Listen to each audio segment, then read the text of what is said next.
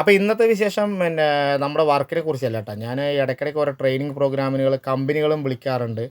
കുറേ പ്രൊഡക്റ്റുകളൊക്കെ ഇതാക്കാം. അപ്പോൾ സ്കൂളുകളിലും ചെറിയ ചെറിയ തോതിൽ നടത്താറുണ്ട് കേട്ടോ. അപ്പോൾ ഞാൻ വലുതായിട്ട് പബ്ലിസിറ്റി കൊടുക്കാറില്ല. കാരണം എനിക്ക് ഓൾറെഡി തിരക്കുള്ളത് കാരണം ഇത് അതിൻ്റെ ഇടയിൽ കൂടെ നടക്കുന്നില്ല. പക്ഷേ ഇവർ ഒരുപാട് റിക്വസ്റ്റ് ചെയ്ത കാരണം ഈ സ്കൂള് RB കൂടം എന്ന് പറയും. നമ്മുടെ പാലക്കാട് വെല്ലിയങ്ങാടിക്ക് അകത്തുള്ള ഒരു തമിഴ് മീഡിയം സ്കൂളാണ് കേട്ടോ.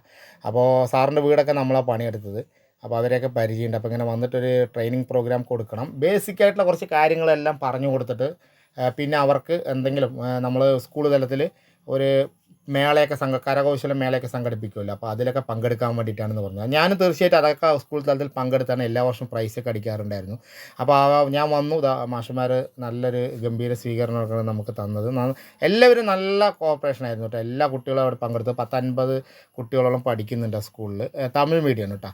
അപ്പോൾ നമ്മൾ ബേസിക് ആയിട്ടുള്ള കാര്യങ്ങൾ chisel, hammer, cutting blade, screw driver, drill, cutting machine, sander machine, അങ്ങനത്തെ കാര്യങ്ങളൊക്കെ പറഞ്ഞു കൊടുത്തു. കാരണം വീട്ടിൽ എന്തെങ്കിലും ഒരു ലോക്ക് അല്ലെങ്കിൽ ഒരു സ്ക്രൂ കഴിഞ്ഞ് കഴിഞ്ഞാൽ കുട്ടികൾക്ക് ടൈറ്റ് ചെയ്യാനുള്ള ഒരു കേപ്പബിലിറ്റിയും കൂടി വേണ്ടേ. അപ്പോൾ അതിനുള്ള ബേസിക് ആയിട്ടുള്ള കാര്യങ്ങൾ പറഞ്ഞ് വളരെ ഇൻട്രസ്റ്റോട് കൂടി കണ്ടോ വന്ന് സ്ക്രൂ ഒക്കെ സുഖമായിട്ട് വന്ന് ടൈറ്റ് ചെയ്ത് നോക്കുകയാണ് അവരെല്ലാവരും.